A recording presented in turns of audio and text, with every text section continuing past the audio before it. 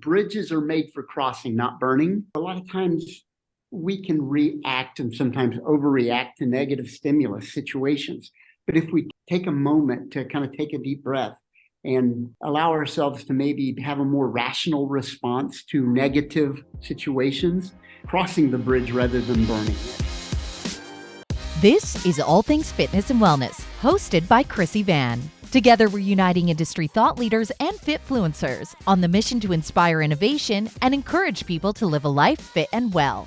Brought to you by the British Columbia Personal Training Institute. Learn how to train, gain, and retain clients. Visit bcpti.ca. Our guest today is none other than Greg Justice. Over here at ATFW, we're convinced this man doesn't sleep because his resume is packed. He's a fitness industry titan with 4 decades of experience, a best-selling author, founder of AYC Health and Fitness, founder of Scripter Publishing, and he was inducted into the National Fitness Hall of Fame in 2017. Those are just a few of his accolades. As you listen to our conversation with Greg, you're quickly going to learn that his commitment to passing on knowledge and making a positive impact isn't just a choice, it's a calling, one that he inherited from a mentor who imparted a timeless wisdom. Whatever you learn, pass it on. Greg co-authored Pride and Discipline, The Legacy of Jack LaLanne, which shares the story of the Godfather of fitness. Not only has the book seen tremendous success, Mark Wahlberg's production company now has a documentary and a movie about this legendary figure in the works. In this episode, we'll explore Greg's career journey, which truthfully was not linear in any sense of the word, but every single roadblock or U-turn propelled him into an exciting new space that he was ready to lean into. It's an inspiring story and one that will get you uplifted and motivated as we dive into the life of a legacy of a true fitness icon. Before we get to it, be sure to hit like and subscribe. We have new podcast episodes weekly featuring industry thought leaders and influencers. I'm your host, Chrissy Van, and this is ATFW. Honestly, it's so nice to connect with you again. I know you were inundated at IDEA, but I had the chance to chat with you briefly, and I just loved the energy and everything you were doing. So I truly appreciate you carving the time and space. Happy to do it. Happy to do it. Anything we can do to promote the legacy and let Elaine appreciate what, to see what we as an industry, how much we appreciate what Jack has done for us. So I'm happy to do it. Well, and also yourself, because I'm not going to let you get off scot-free here because you're leaving quite a legacy, I would say. It's like I met you there, and then before something like this, you start to dig a little deeper, and I was like, oh my gosh, I have a million questions for this man because you have such a cool story yourself. So most definitely we're going to talk about the book, but I want to know more about you first because you have 4 decades of incredible experience in this industry. And I understand you and I actually have a parallel because I was listening to something with yourself where you spoke to getting the dream job, you're managing in a club, and then you find out new ownership and they decide to part ways. And you're 24 at this time? 24. I had just gotten married. Yes. And so I had just gotten married. I was 25. Same thing. I was like, top of the world. I figured out life, signed, sealed, delivered, we're done. And then same thing. Ended up with a layoff, which we know is never personal. It's a business decision. But especially at that age, I think our identity fools us into think we figured out life. So it sounds like that pivotal moment really started you on quite the trajectory. So talk me through what happens then. Well, so when I went into my office early one morning and somebody is sitting behind my desk, and I thought to myself, wow, this can't be good. And, the gentleman behind my desk proceeded to tell me that he was the new owner of the gym and would be bringing in his own people. So like you said, it wasn't personal, but it really caught me off guard, having, again, been newly married, and it was like 4 weeks before Christmas. And it was truly my dream job. I was managing a club. I was working with some of the top athletes in town, including the Kansas City Chiefs. One of them, still one of my best friends to this day. Awesome. Who was a #1 draft pick, and we've done several books together. But when you're young and you think you have everything all planned out, it was devastating. It really was devastating, but it taught me an important lesson because of the way I handled the situation. And again, you never know how you're going to react to a tough situation until you're in it. Fortunately, I was able to kind of take a deep breath and work through the process of how we were going to make a smooth transition for the people that I had given my life to for the previous 2 years. And I wanted to make sure that they were the least impacted by, the new management's decision. So we spent probably the next 45 minutes, probably what was supposed to be a 5-minute conversation, turned into about a 45-minute conversation on how we could make it a smooth transition for, the people again that I had grown very fond of, and I knew that the feelings were mutual. We had a wonderful relationship with the clients. So we talked about that, and I think he appreciated it too, because even though I was devastated, and we had one car at the time, so I had dropped my wife off at work, and I can just remember having the whole day ahead of me, trying to think, how am I going to tell my new bride that I have been fired, and so having a whole day to build up the story in my head. And the inner narrator can really give us a go, eh? It was horrible. I had no idea how she was going to react. But the coolest thing happened when I told her, the story. She said, "That's fine, Greg. You're young." She said, you now have the opportunity to go back and complete your graduate work. I dropped out of school 1 semester short of finishing my master's degree to get married. Oh. And so she said, it's the perfect time. Go back and complete your graduate work and do what you've always wanted to do. Start your own business. And it was like, wow, that's all I needed to hear, that, the most important person in my life was understanding, and she was supportive of seeing me fulfill my dream. And so something really cool happened after that. The next morning, I went to bed, slept on it, feeling pretty good about the fact that my wife was supportive of me going back and completing my graduate work. Again, being newly married, we didn't have any money and 1 car. But again, something very cool happened again the next day when I called my graduate professor, who I had worked for previously, working through my graduate work. And I said, I know this is kind of last minute because the new semester starts 2nd, 3rd week of January, and it was December now. And I said, I know it's kind of a long shot, but I was just checking to see if there might be a graduate assistantship open. He goes, Greg, you're not going to believe this. He said, just yesterday, the same day that I was fired, he said, just yesterday, my graduate assistant took another position at the University of Kentucky. Of course. The position is yours if you want it. And, being a person of faith, I don't believe in coincidence. I believe it was meant to be. And so now I had all of my ducks in a row in a matter of 2 days. Lost my job. My wife was supportive of me going back, and now I had a way to pay for it. Because they give you student housing, married housing, and pay for the semester. That's all I needed. 1 semester to finish my graduate work, and everything was working out perfectly. Until the next day, when I got a call back from the gentleman who had fired me. Oh, plot twist. Big plot twist, because this was totally. Yeah, it came out of left field, and he said, Greg, I made a mistake. He said, a lot of the members have come up to me and told me how important you are to this business. He says, I want you to come back. And now suddenly I had a dilemma because I had, again, my dream job being offered back to me, and I had the opportunity to complete my graduate work, hand delivered to me. And so I kind of had to think quick on my feet, and I knew I didn't want to go back to being someone else having my fate in their hands. I knew that wasn't what I wanted to do, but I also knew I wasn't going to burn bridges. That's not my nature. So I Wise. had to think fast, and I said, okay, here's what I will do. I love that job.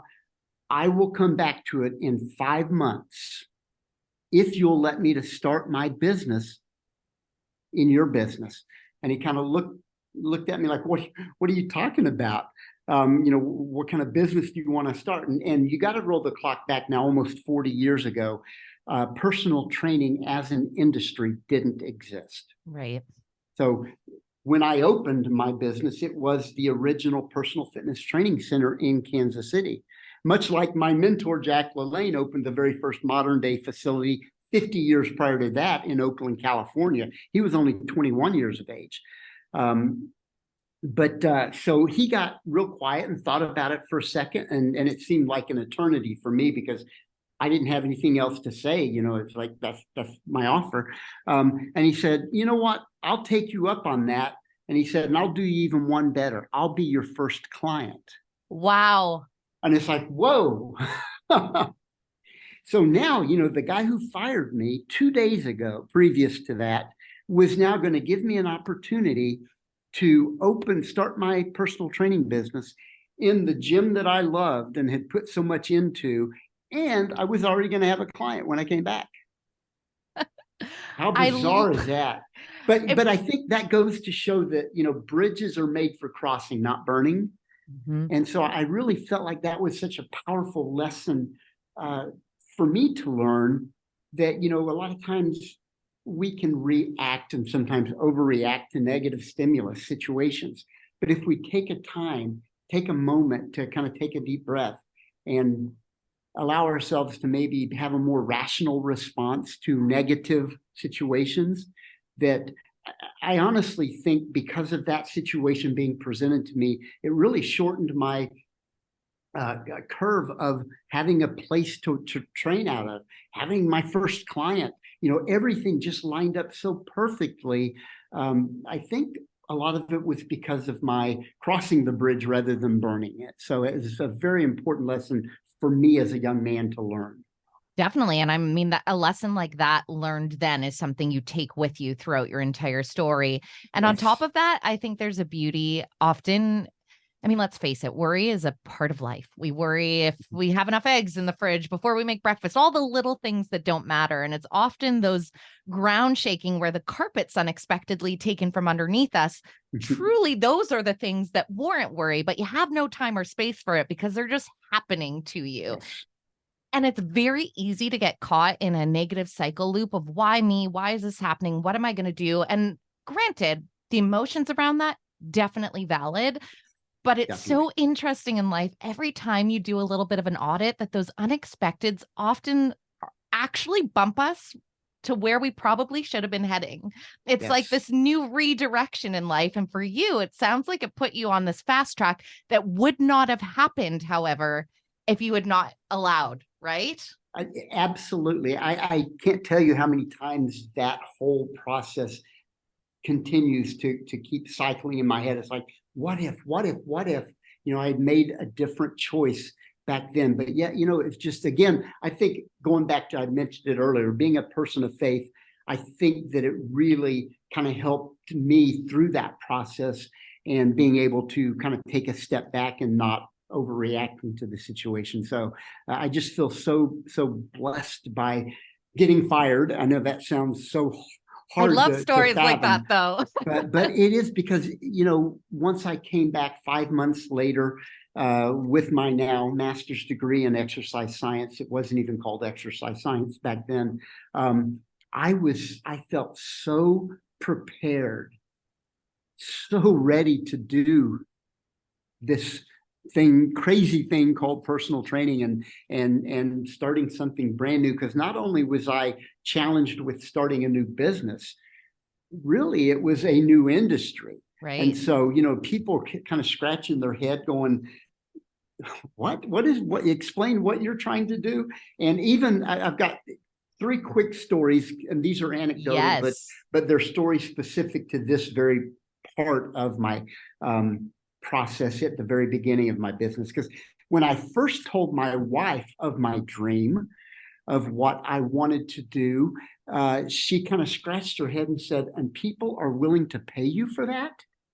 So that's one anecdotal story about, and she, now 40 years later, she fully understands it. And, we've that got was three. the wife level of a SWOT analysis. That's Yeah. a good business person to put you through your paces. It Find the is. flaws It's first.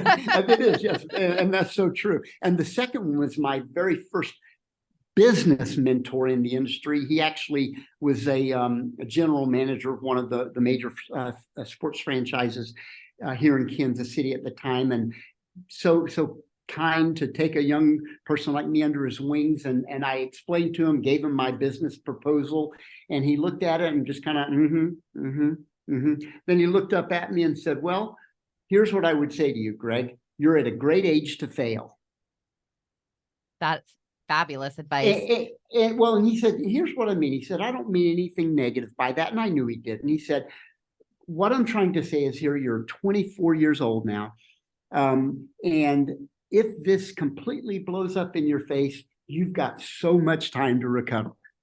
Right. So that was the second story. And then the third one was I'd started my business, again, straight out of graduate school in May of 1986. And in August, I got my first media experience. And it was the top afternoon drive show in Kansas And especially City. then, it would be a massive deal. Massive audience. Yes. His name was Mike Murphy. And he had the afternoon drive show, and he invited me on to explain this crazy new concept of personal training and as a business. And he sat about 3 or 4 feet from me at a desk, similar to what I'm sitting at now, with a big cigar in his mouth, kind of his head turned to the side, blowing smoke my direction, and said, "Greg, I got to tell you, this will never work in Kansas City." He said, "It's much too conservative of a market. In the Midwest here, we're right in the center of the country." He said, "You're going to have to move to California or New York because it'll never work in Kansas City." And so those 3 stories were so impactful to me early because, again, I know no ill will was meant by their reactions because it does sound kind of crazy. But I think about those and think how determined and how singularly focused, and the blinders that I had on at the moment, that I was able to not allow that to ruminate and become a part of my story. And I think that's important to make sure that we are the authors of our own story. And it's so important not to let negativity, and again, like I said, those 3 people, certainly my wife of now almost 40 years and my first business mentor and, the Drive Time radio host, they didn't mean any ill will by it, but that was their natural reaction. It's like, "What are you talking about? What is this?" But fortunately, I had the focus and the blinders on not to let them write my story, but for me to be the author of my own story. So I think that's important to be willing to invest in yourself and take a gamble on yourself when you see the vision. And I saw the vision. Well, I'm making that conscious choice to use all 3 of those comments as fuel, right? If anything, it probably, especially the third one, I imagine really lit a fire, being like, "Cool, I'll show you." And you took the words out of my mouth because I said that in my head. And fortunately, by then I had already had a couple, 3 clients that I could see how this was going to grow. Definitely. Yeah, Well, and I could feel it. I like the age part too. I mean, I get that it was obviously so valid in early 20s, but I think that's a good reminder at any of our phases of life too. If you're that attached and can see the vision through, not only do you get to author the story, well, what does any good writer, and you know this well because you've authored so many books, but you edit and you make changes and you move things around. And I think it's having the willingness to not necessarily marry the story exactly as it was written. Perhaps you need to change how the protagonist acts and things like that. But I think we have more fear as we get older to do that, depending on how much mindset work we do.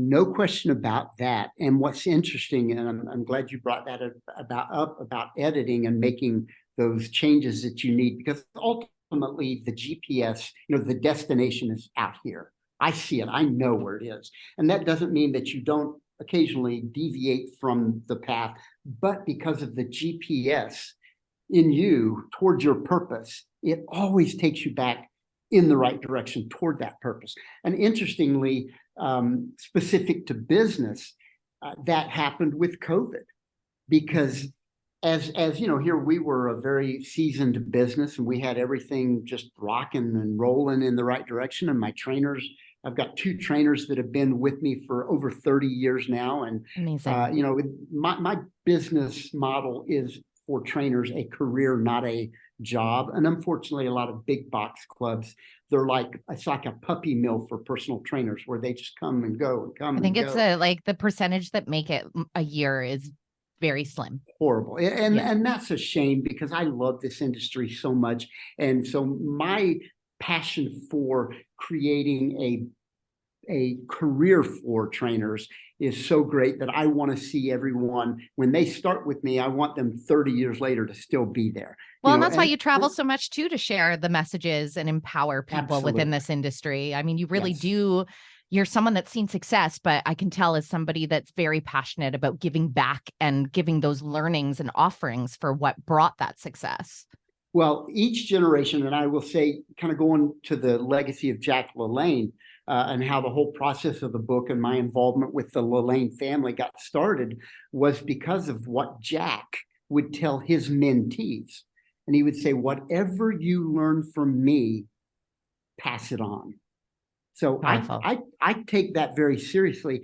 And I know that the next generation, our industry is going to be so much stronger because of what I learned from him and what I'm going to pass on to the next generation. So that I feel 100% invested in what he told me to do, and that I am going to do for the next generation, because we have to make it each stronger, each generation it goes forward. Well, and for yourself, obviously, you're so multifaceted. I mean, I know you've quite literally impacted and trained tens of thousands of people. On top of that, somehow decided to lean in and actually publish multiple novels, which there's a lot of people that say they have a book in them. I imagine the process from getting the book from brain to paper to then ultimately now becoming a publisher yourself was not an easy feat during many times. I think that would be fair to say.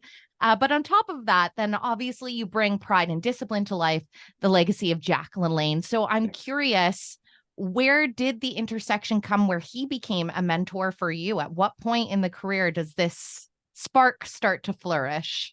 Well, I met Jack, and I do that in quotes because I was an 8-year-old child with strep throat on the couch at my Aunt Ruth's house. Strep's the worst, the banana medicine. Eastern Kentucky, yes, in Eastern Kentucky. So I'm home from school sick, and TV back then in 1968, we didn't have streaming, and we didn't even have more than, I think we only had 2 channels there.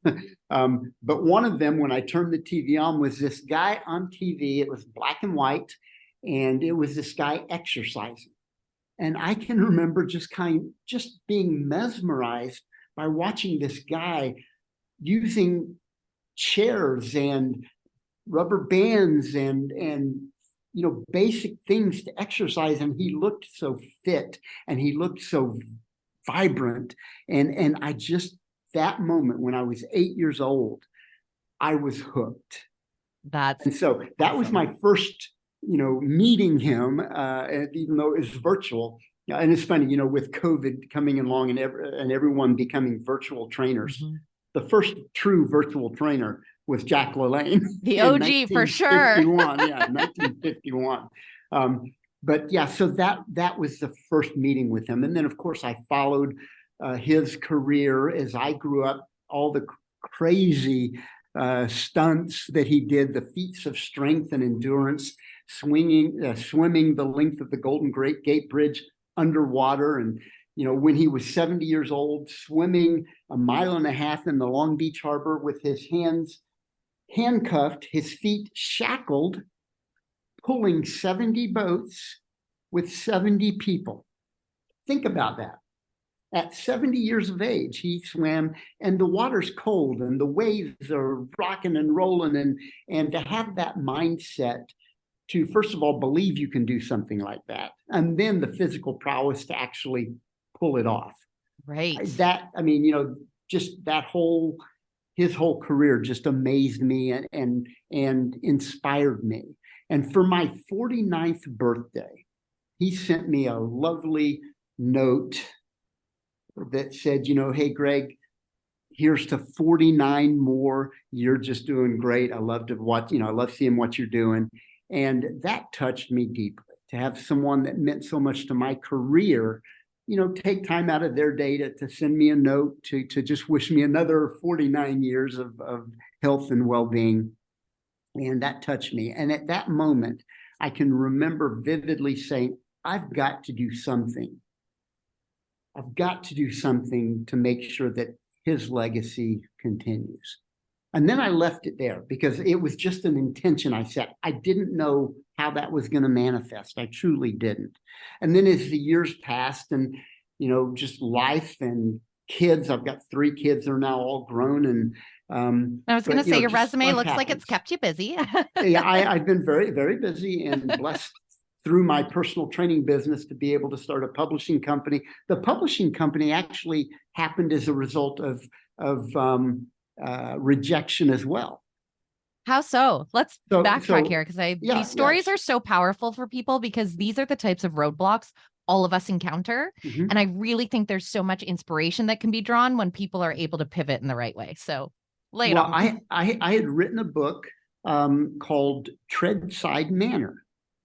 Love it. A little play on a doctor's bedside manner. It's for personal trainers because, doctor is by the patient's bedside. Yes. We're by the client's treadside. I'm a former weather anchor, so any pun action, I love it. Puns. I love puns. Yes. So Treadside Manner, and I had actually submitted it to 6 different publishing companies. And I got really good at reading rejection letters.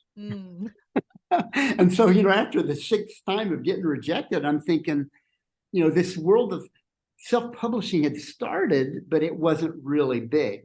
And so I thought, maybe I can just do this myself. And then I thought, what do you mean maybe? Yes, of course you can do this yourself. So I self-published. And after about 6 or 7 self-published books, another one of my mentors, who happens to be 10 years younger than I, his name is Todd Durkin, and very well-known, world-renowned trainer in San Diego and a good friend. He said, Greg, what you're doing with your books is something the industry needs. Right. He says, I really want you to consider helping other trainers. And at the time, I was like, I've got 2 full-time jobs, because I also had a corporate fitness certification. And was plenty busy with running AYC Health and Fitness and the corporate certification. And I'm like, I've got 2 full-time jobs. I don't need a 3rd. But he kept putting it out there. And then he connected with me with my business partner, Kelly Watson. And we started talking and put out a survey. And we found that 9 out of 10 fitness business owners wanted to write a book, but they just had no idea where to begin. And it's like our eyes just kind of went like, whoa, there's a market here. Yes. So we were going to be the fitness business publishing company. Incredible. But then a funny thing happened. Before we even put our website up, we had 80 authors under contract. Wow. And it's like, this is happening so fast, we don't even know, our heads were spinning. And a lot of them were not in the fitness business. Where were they coming from? Like, how did they find you? Real estate agents. We do a lot of wealth management companies. Right. Books. And people that just wanted to share their story. They might have been in the fitness field, but they wanted to tell their story.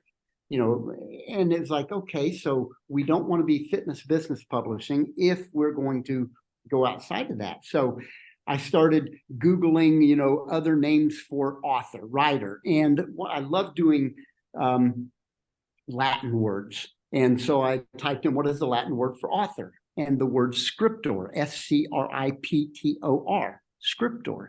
So we became Scriptor Publishing Group.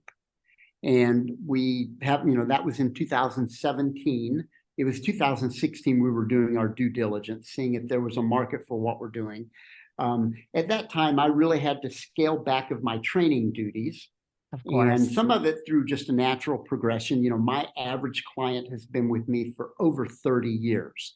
So, jokingly, when they started with me, I said, now you all have to stay until all of my kids are through college. And the they crazy kept their thing end of the is, bargain. they did. They did. So some of it just is natural, progression, and some of them have passed. And, when they started in their 60s and 30, 40 years later, hey, you gave them quality of life and the health span, right? Exactly. Health span. Exactly. So part of it was just natural attrition. Part of it was putting with other trainers. But, I've scaled my workload of training down to 20 to 25 sessions per week, which I can do in my sleep. I mean, it's just like so natural, so easy. And I love doing it. It's just like family every time I see them. And that has allowed me to run Scriptor Publishing Group with my business partners now, Kelly Watson and Todd Durkin. He just became a partner, awesome. The guy who kind of brought us together. See, full circle. I love that. Full circle, yes. And then a couple of years ago, I found another amazing business called Endless Rope. And you saw the booth at IDEA right next to the Scriptor Publishing. Yes. That wasn't by accident. Those are both my companies. Endless Rope is a fitness business product equipment company. And I just fell in love with that piece of equipment and have loved being a part of the company. And so those are my three businesses, AYC Health and Fitness. AYC stands for At Your Convenience, Scriptor Publishing Group, and then Endless Rope. Well, and behind every one of them, and I think the reason why you've thrived so much is very evident, that belief. I mean, there's probably a lot of days that don't necessarily feel like work, or when they do, when you are so strongly tied to that passion, it makes things happen so much more seamlessly for us. Or when you're up against adversity, it's so much easier to push through when you're able to see to that other side through your publishing company. Obviously, the big one is the fact that Jack LaLanne was such an impact for you. Yes. So you mentioned at 49, this intention is set. You'll set it free with not really necessarily a pure vision of how this is going to evolve. So where does the circle back happen on that to bring it to life? Yeah, another, I guess you could call it, negative situation occurred where through that book, Treadside Manner, part of it is about leaving a legacy, right? And carrying on what you've learned to the next generation. And in the presentation I would get from the book, and I gave it to thousands of trainers around the world, when I get to the legacy part and I talk about Jack LaLanne and how he invented the leg extension and the Smith machine and so many other pieces of equipment, I could, as the years progressed and each time I would give the presentation, I could look out in the audience and see more and more people in the audience were glazed-eyed and didn't know who I was talking about when I mentioned Jack LaLanne.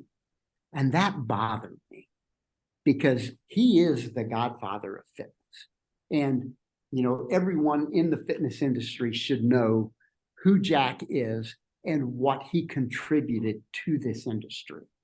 And so I reached out to Elaine and I said, Elaine, I told her that story. I said, I really want Jack's legacy to, not just for the next generation, but for generations to come. I want them to know his contribution. And she was like, okay, well, let me pass this on to my agent and see what he says. And so I talked to the agent, I don't know, a week or two later, and I said, yeah, Elaine connected us, and I just had this idea. He goes, Greg, stop. So the second you mentioned that to her, she was in 100%. This is just a formality. She knows how to play the game, though, Exactly. I love that. But, everything has to go through her agent. And I totally get that. But he's like, you don't have to sell me on it. She was sold from the moment you told her what you wanted. And then when she and I got in the same room together and started kind of putting together what this book was going to look like, she grabbed my arm and with both hands and looked me in the eyes. And she says, Greg, all I want from this project is to see Jack get his due. I want people to know what he contributed to this industry. And I mean, the hairs on my arms and my spine just chilled because I knew her passion and my passion were going to make this a reality. And I got to tell you, 3 years we worked on it. And when we launched it on her 96th birthday, on March 19th of 2022, it was such an amazing day because, and now here we are a year and a half later, she's 97 and a half, and the book continues just to do amazingly well. And this past week, she was featured in the New York Times and then 2 articles in Muscle and Fitness magazine. I saw her popping up left and right. I was like, it was the most shared New York Times article that day. Oh, that's a testament. Something. Yes. That's saying something. Yes. So, and every time that happens, she was on the Rachel Ray show, and anytime any kind of media pushes and it always talks about the book as well. It always pops us back up to #1 on the Amazon chart, bestsellers chart. So it's a blessing because mission accomplished. We are making sure the next generation knows what Jack contributed to the industry. And then, another mega blessing is now with the announcement of the movie, of the 2 movies, actually, a biography and a feature film being done by Mark Wahlberg's production company. And it is scheduled at least to start being shot in April of 2024. Now, there's a writer strike going on, so it may deviate a little bit, but the screenplay is being worked on. The production company is doing, what they need to do. And let me tell you, when that happens, when that movie is shared globally, then again, mission accomplished. So I'm just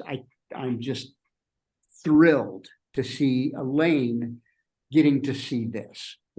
You said that so humbly. I'm like, that's such a huge deal. So first of all, congratulations. And especially to have it through a publishing company that you brought to life. Yes. And then putting that 3 years of work together. Again, a story does not just write itself. I mean, the material that you had to work from, what a gift for a writer, but to be able to put that together. And I'm sure in a way as well, where it blends both of your voices. Yes.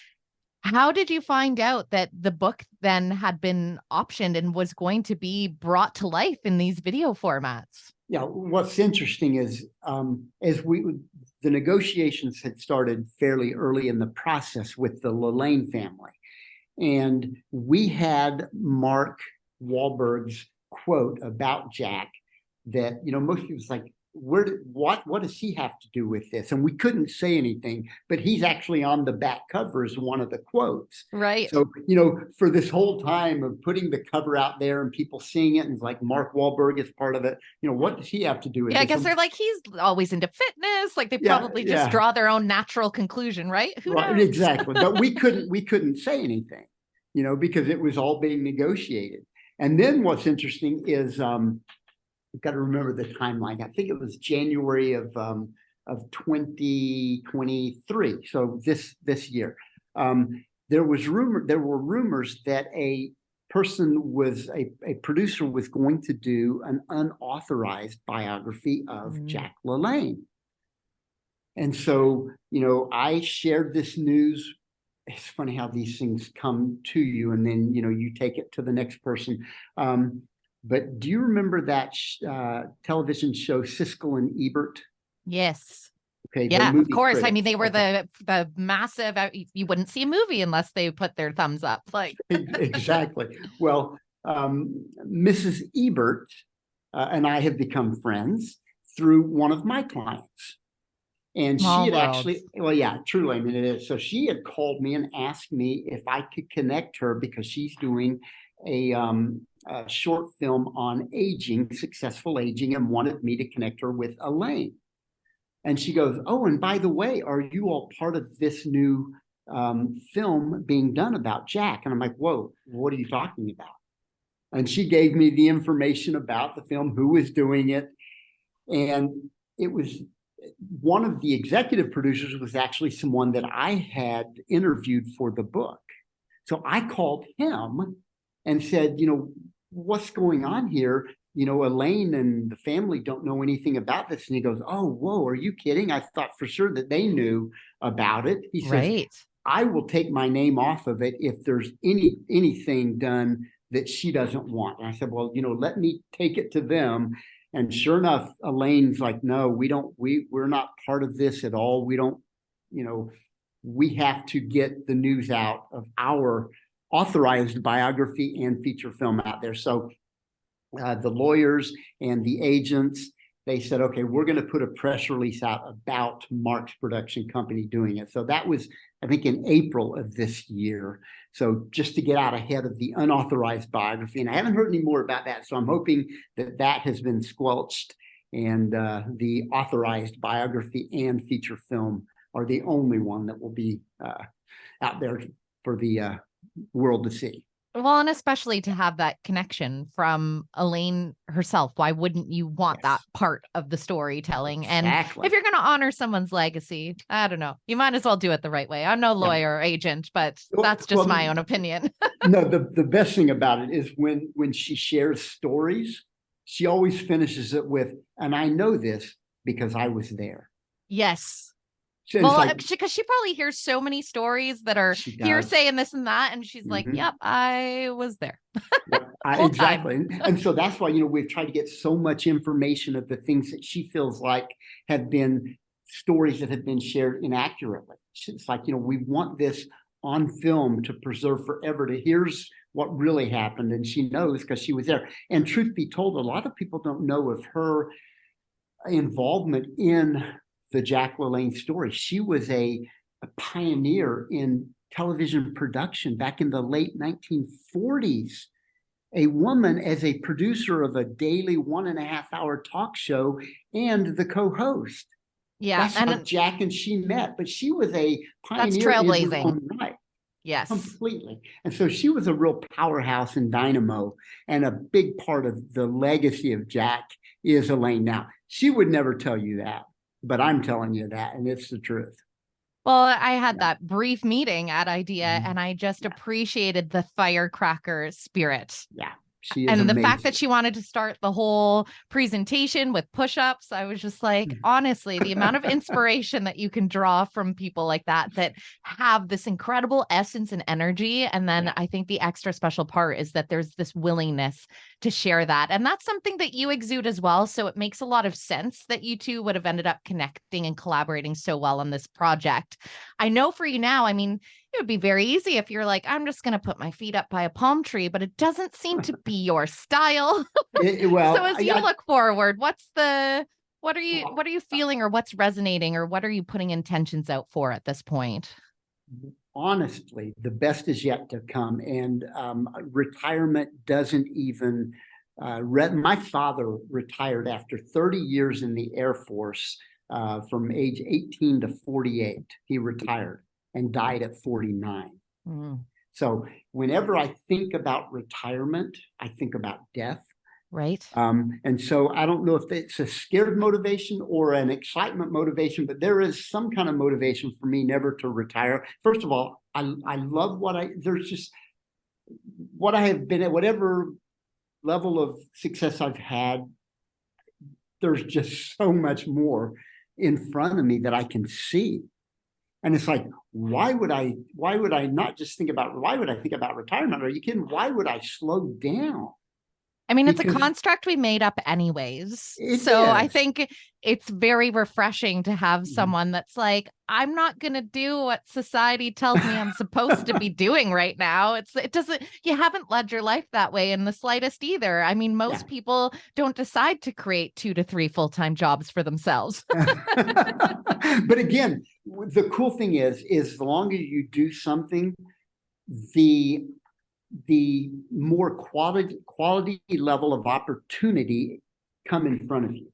So I've had a lot of people come at me with different ideas and opportunities, so to speak, but the quality of opportunity as I become more seasoned in my career have just been higher. And I'm able to choose things that, first of all, have to be a 9 out of 10 on a passion scale, because if it's not a 9, it's a 1. Not worth your time. Yeah. So if it's a 6 or 7, it's like, yeah, those things intrigue me. But if it's not a 9 or 10, I don't have the energy to give my all. There's a And lot of power so, in the advice in that nugget there, actually. well, yeah, and again, that's my life. I'm not trying to tell other people how to live their life.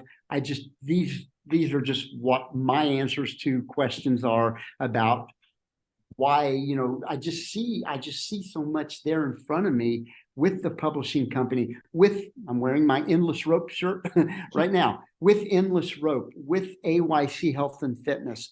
I just see so much more. And I can't wait to get up every morning to be able to share the good news. And I like to say that whatever I do, whatever business it is, that I'm in the business of making dreams come true. And if you think about it, as a publisher, somebody comes to us with a dream of having their words shared with the world. That's their dream. And I'm in the business of helping them make their dreams come true.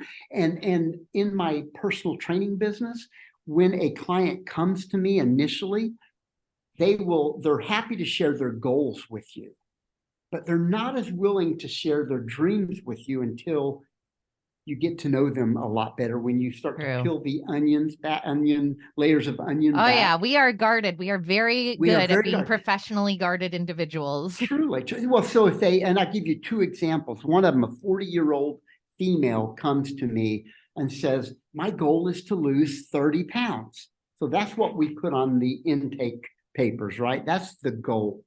But my job, first and foremost, is to get deeper than that goal. I want to know what's driving the 40 pound goal.